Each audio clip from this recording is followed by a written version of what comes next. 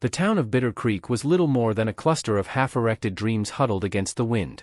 It had a church without a roof, a saloon with blood on the floorboards, and a courthouse that mostly served as a jail.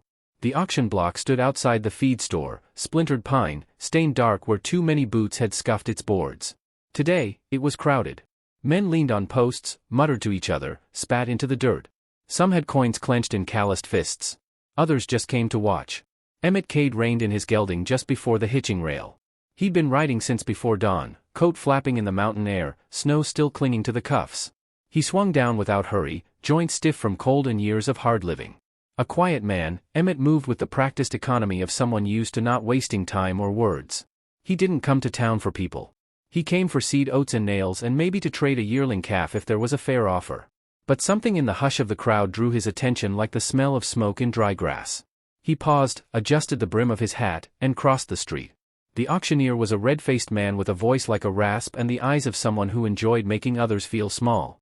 He barked into the wind, his words cracking like a whip. Next up. 2 labor girls, 19 years apiece, both strong, both cleared by county writ. Straight off the foreman's debt register. The girls were brought up by a lanky deputy who kept one hand on his pistol, though they were chained together at the wrists. The first was sharp-eyed, her red hair tied back in a defiant knot. Chin up, lips tight, like she dared someone to say something they couldn't take back. The other, slighter in build, had downcast eyes and a bruise coloring the edge of her jaw. She held herself like someone used to disappearing in plain sight. "You'll find no better hands this side of the snake," the auctioneer crooned. "Hard-working. Quiet. Or not, if that's your liking." A few chuckles followed that, low and sour. Emmett's gaze settled on the quiet one. Not because she was weak or beautiful, though she was both in a worn, tired way, but because she met his gaze and didn't flinch. There was something behind her stillness, a steadiness in the way she didn't look away.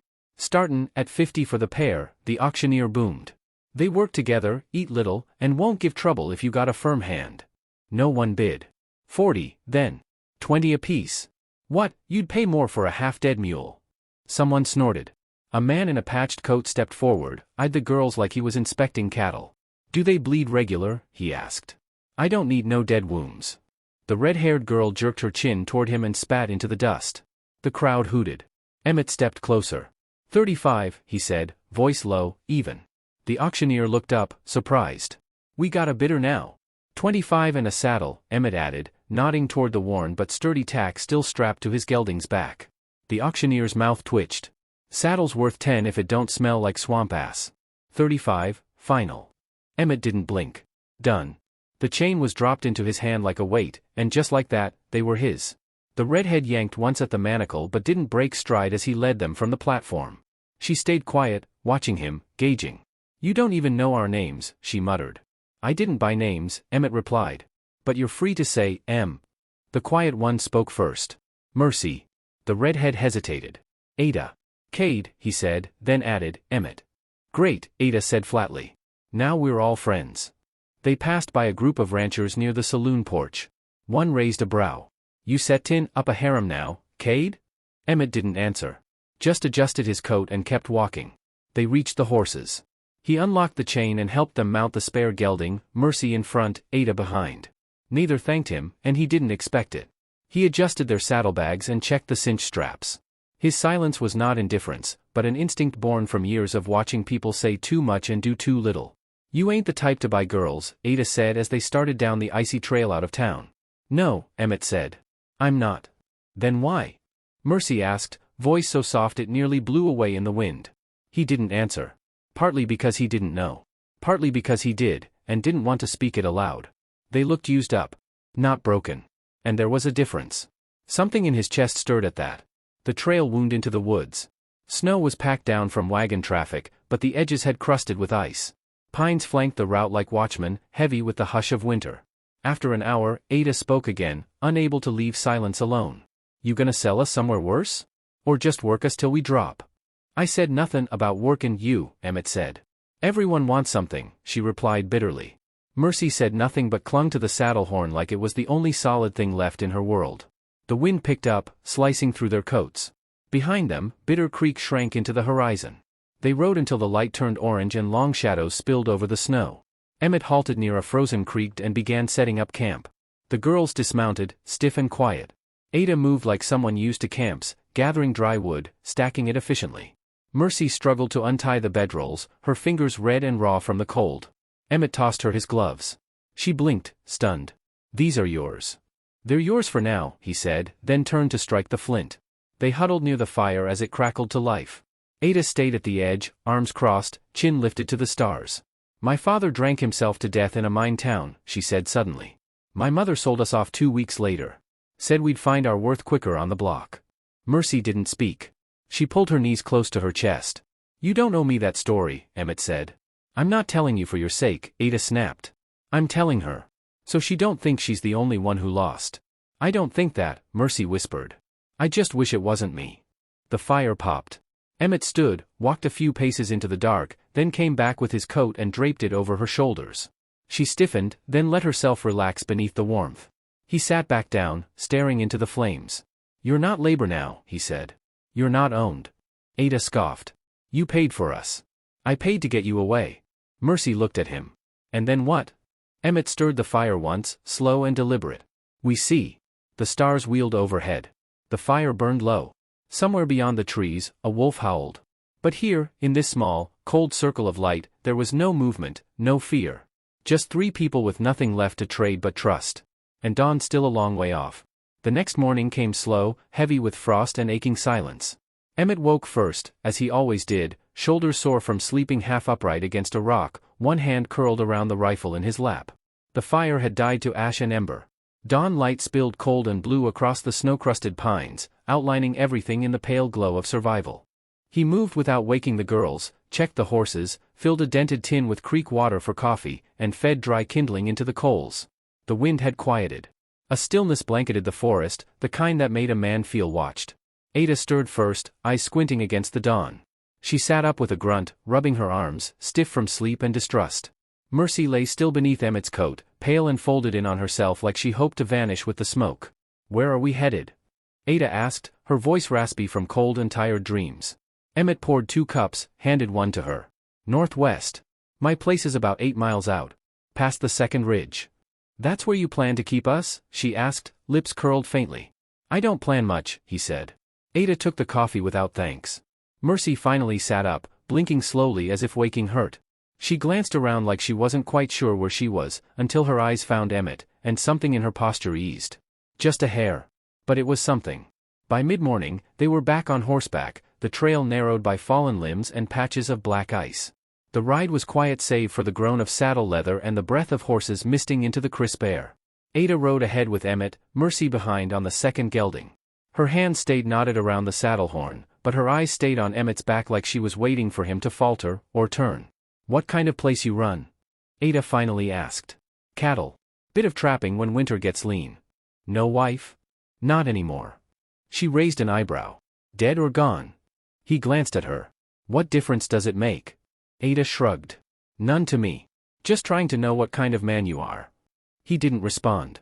The silence returned, not angry, just stretched thin between 3 people too used to solitude. Mercy spoke after a long while. "You built it yourself?" Emmett looked back. "Most of it. Took me 7 years to make it livable." "Then why bring strangers into it?" she asked. He thought for a second, then said, "Because it's too quiet when the wind dies." That wasn't the whole truth. But it was close enough to be dangerous. Just before noon, they came upon a river crossing half frozen over. The current hissed under a brittle crust of ice, patches of black water yawning like mouths. Emmett halted, studied the banks. "Ride light," he warned. "Single file. Watch your footing." He led first, his horse picking over the edges, hooves crunching through shallow ice. Ada followed, every muscle stiff, muttering under her breath with every shift of the horse's weight. Mercy came last, face drawn tight with fear. Halfway across, the gelding beneath Mercy stumbled, hind hoof breaking through a soft patch.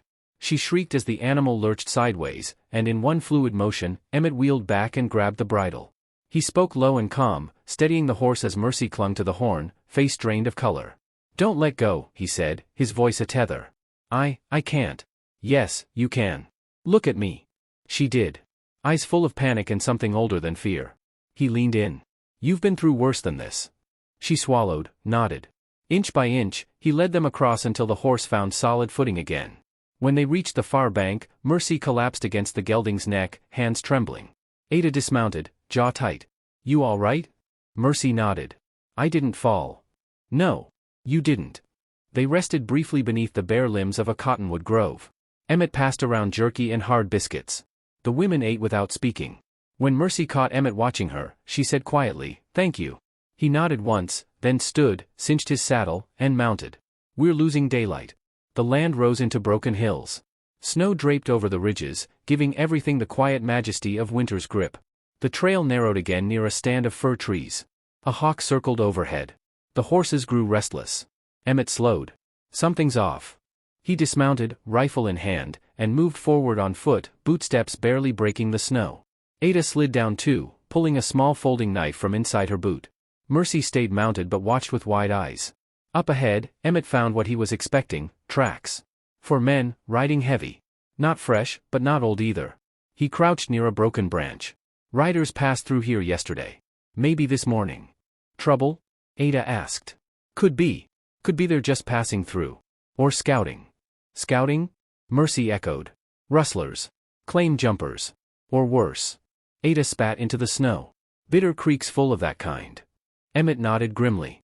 Which is why we keep moving. They didn't talk much after that. By the time they reached the outskirts of Emmett's land, the sky had turned violet gray. His homestead sat tucked in the base of a rocky slope, small, weather-worn, but solid. A main cabin with a slanted roof, a smokehouse, 2 fenced pastures, and a small barn barely visible through the trees. The chimney curled smoke like a promise. Mercy let out a breath like she'd been holding it for hours. It's beautiful. It's quiet, Ada said, voice unreadable. Emmett dismounted first, then helped Mercy down. Ada refused help but lingered beside him as he unhitched the packs. You planning to keep us here? She asked again. I'm offering food and roof. That's all for now. She narrowed her eyes. But we were bought. He looked at her, calm as ever. You were rescued. There's a difference. Then why marry one?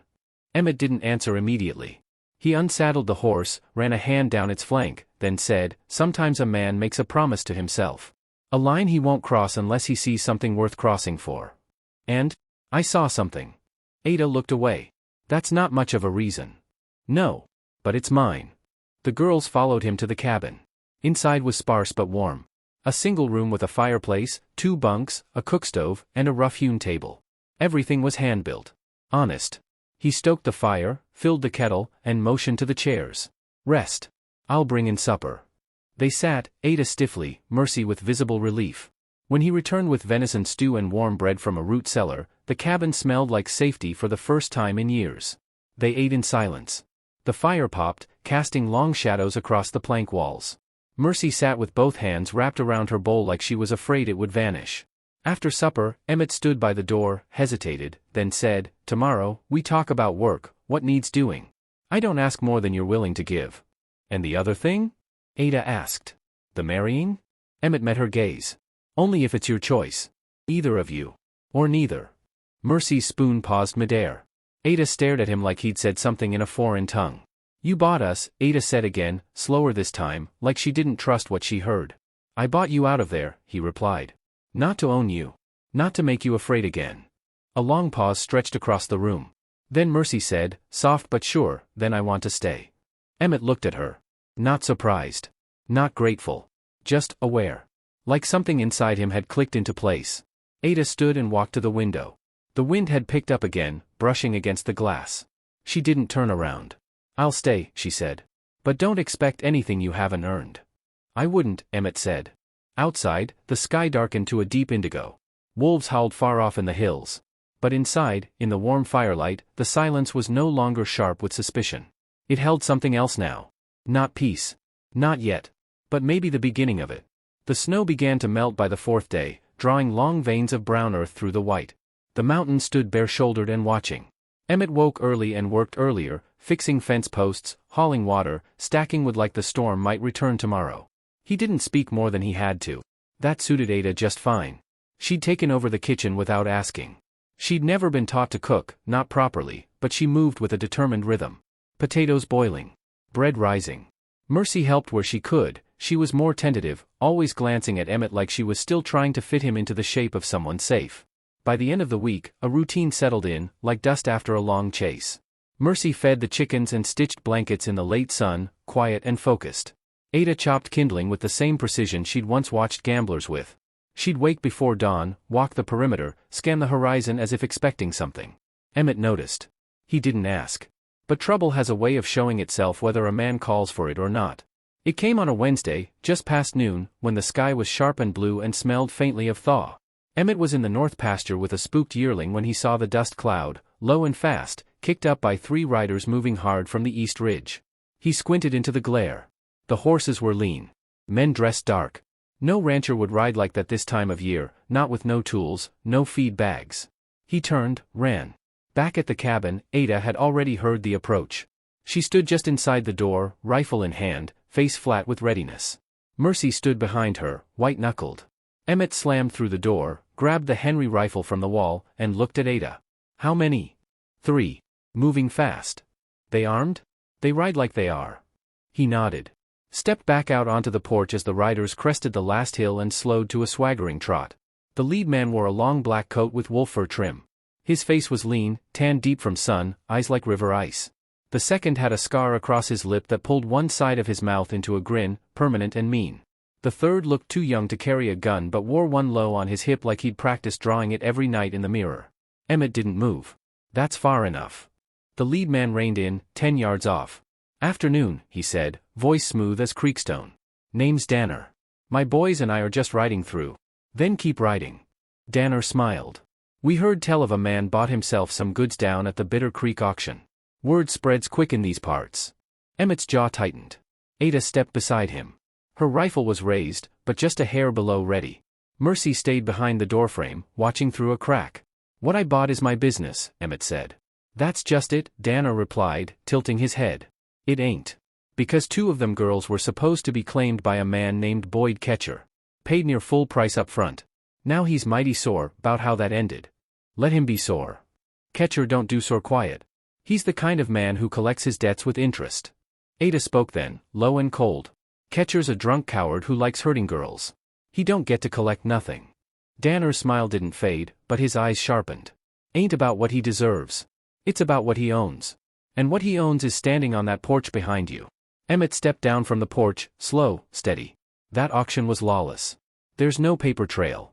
No deed. Just fear. Fear buys a lot in these parts, Danner said. Then maybe it's time fear got a bullet in the gut. For a moment, everything froze. Even the wind. Then Scarlett moved his hand. Just slightly. That was all Emmett needed. The crack of the Henry rifle split the silence like a whip. Scarlett pitched sideways out of his saddle, blood spraying like a scream. The young one fumbled his revolver, too slow. Ada's shot caught him center chest, and he dropped like a sack of oats. Danner didn't flinch. He just held up his hands, calm, like a man resigned. Well, he said, looking down at the blood soaking the snow, I suppose that's one way to end a conversation. Emmett kept the rifle up. You ride back to Ketcher and tell him what happened here. Tell him if he sends more, I won't miss. Danner stared for a long moment. Then nodded once. You got sand, I'll give you that. He turned his horse, slow and smooth, and rode back the way he came. Emmett didn't lower the rifle until the dust trail vanished behind the hills. Back inside, the silence throbbed. Mercy sank into a chair, hands shaking. They'll come back. I know, Emmett said. Ada sat beside her, wrapping one arm around the younger girl's shoulders. Then we be ready. That night, the cabin felt smaller. The fire crackled with tension. Emmett sat at the table, cleaning the rifle, eyes narrowed in thought. They'll bring more, he said. Not just hired guns. Maybe even lawmen bought with whiskey and silver. Ada looked up. Then we hit first. Emmett raised a brow. We can't wait here like fattened hens, she said. You said yourself, this place is all you got. You gonna let men like Ketcher take it piece by piece? Emmett looked at her long, then nodded. In the morning, they loaded the wagon with feed sacks, empty crates, and firewood. Buried under it all were extra rounds, 2 shotguns, and Emmett's old revolver. He hitched the mules and turned toward town, not to run, but to draw the fire away from the ranch. Before he left, he turned to Mercy. She stood at the barn door, eyes wide but holding. If I don't come back. You will, she said. I'm trusting you to hold this place. She nodded. We will. As the wagon creaked off toward Bitter Creek, Ada stepped out beside Mercy, her fingers curled tight around the rifle strap. You still afraid? Ada asked her. Mercy nodded. But it's different now. How? Mercy smiled faintly. Now I know what I'm willing to fight for. And in that simple, fragile moment, the cold seemed to lift, just a little. Like spring might come yet, even if the storm had one last card to play. The sun tilted low over the Bitter Creek Ridge as Emmett's wagon creaked into town. Dust curled up in lazy swirls around the wheels, and the townsfolk who glanced his way did so with eyes that said they'd heard rumors, and knew better than to ask questions. Emmett kept his head down, hat brim shadowing the growing storm in his expression. He wasn't here to trade. He wasn't here to beg. He was here to end something. Ketcher ran his operation from the old Thompson barn on the north edge of town, now converted into a saloon, a brothel, and a gambling den with a pen for women out back. Legal? Maybe not. Profitable? Always. That's what made men like Ketcher dangerous. Inside, the barroom reeked of sweat, ale, and cheap perfume. Ketcher sat in the far corner with his boots up on a crate, nursing a bottle and holding court. His beard was grizzled, face gone soft from too much easy living, but his eyes were flint and fire. Emmett stepped through the doorway like a man walking into his own funeral, and hoping to take the preacher with him. Every eye turned. Silence tightened. Ketcher leaned forward, squinting. "Well, hellfire," he said, setting the bottle down. "The righteous rancher returns." Emmett's voice was dry as sand. "You sent men to my land." Ketcher shrugged. "I sent employees to retrieve what was rightfully mine. Heard they didn't make it back. That true? They made it far enough to give you a warning. Guess you didn't hear it." Ketcher stood, slow, wiping his mouth with the back of his hand. "You bought what I paid for. That's theft where I come from. They're not property. Then you better pray the judge agrees with you when your head's on the block." Emmett took a step closer. "Let it be done, then." The air snapped tight. One of Ketcher's men, broad-chested, scarred knuckles, reached for his gun. He never cleared leather. Emmett's revolver roared once, and the man dropped like a rag doll, blood pooling under his chin. Screams scattered the poker tables. Emmett moved forward, firing again. Another man hit the floor. Ketcher scrambled back, reaching for the Winchester on the wall, but Emmett was already there. He kicked the rifle aside, grabbed Ketcher by the collar, and slammed him into the wall so hard the timber groaned. "You want a war," Emmett growled, voice trembling with rage, "you bring it to me. But you don't get to buy people anymore. Not now. Not ever." Ketcher spat blood. "You think this ends it? I've got men. I've got coin. You got nothing but a patch of dirt and two girls too stupid to run." Emmett's fist caught him square in the mouth, silencing the room. Then he turned and walked out, calm, like the devil on his heels had given up. He didn't look back. By the time the wagon rolled toward the homestead, the sun was sinking fast. Shadows crawled like spiders over the valley. The hills were quiet, too quiet. Emmett kept a sharp eye, every nerve on edge. Half a mile from the ranch, he saw smoke. Not fire, just a thin plume rising like a signal. He dropped the reins, grabbed the Henry, and ran the last stretch. When he reached the barn, he stopped dead. Mercy stood outside, covered in soot, hair wild and eyes wide. Blood smeared one sleeve, not her own. "They came," she said breathlessly. "3 of 'em. Just after you left." "Where's Ada?" Mercy pointed. Ada sat on the porch steps, breathing hard, dress torn at the hem. A rifle rested across her knees, barrel still warm. One of the bandits lay face down in the dirt. Another was tied to a post, groaning. The third, Emmett found slumped behind the barn, dead, a knife buried in his ribs. Mercy had done that. He stared at the blood on her. "You all right?" She nodded, chest heaving. "I was scared. But I remembered what Ada said. That we don't freeze when the world turns ugly. We fight." His throat closed. For a long second, he couldn't speak. Inside the house, after checking the windows and bolting the doors, they sat in silence. Ada drank water from a tin cup, hand trembling only slightly. Emmett finally broke it. "This isn't over. Ketcher won't quit." "No," Ada said. "He won't." He looked at her. Really looked. The smirk she'd worn at the auction was gone. What sat across from him was something tougher, shaped by flame and hammer. "You don't owe me anything," he said. "Not either of you. I never should have bought you." Ada's brow furrowed.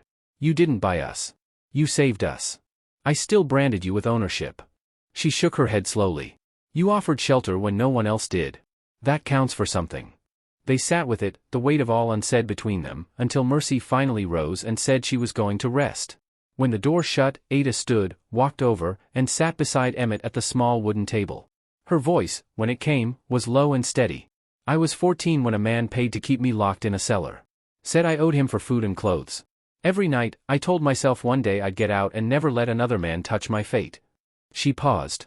"But then you stood there, at the auction, and you didn't leer. You didn't gloat. You looked at me like I was worth saving." I just did what I could. That's the thing. Most men don't. The room felt warmer then, despite the cold wind rattling the shutters. Outside, night spread fully over the valley, but inside, the world held still. Ada leaned forward, fingers laced tight. We don't know if tomorrow's coming. So I need to ask.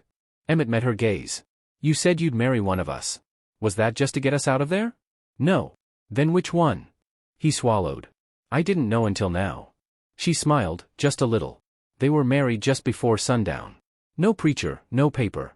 Just the sky, the land, and Mercy standing barefoot in the grass, holding a Bible with shaking hands. Ada wore no dress, only a clean shirt and her hair tied back. Her voice didn't waver.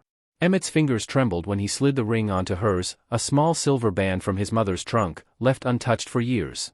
When it was done, Ada kissed him once, firm, soft, real. They stood on the porch as the wind picked up. Somewhere far off, a wolf cried into the dusk. The mountains held the last edge of sun like a candle about to burn out. I don't know how to be a husband, Emmett said. I don't know how to be free, Ada answered. They stayed like that, side by side, as darkness folded around them. The world was still dangerous. Catcher might return. But for the first time in years, Emmett felt anchored. Not to the land. Not even to the ranch. To her. And that, he reckoned, was enough to fight for. As the screen fades to black, a voice speaks softly. Sometimes the worst places give birth to the best kinds of love, not the kind that asks for permission, but the kind born from fire, blood, and mercy. Call to action. If this story stirred something in you, if it made you feel the fight, the pain, and the flicker of hope in the darkest hour, please like this video, leave your thoughts in the comments, and subscribe for more tales from the forgotten frontier. Every click helps keep stories like these alive.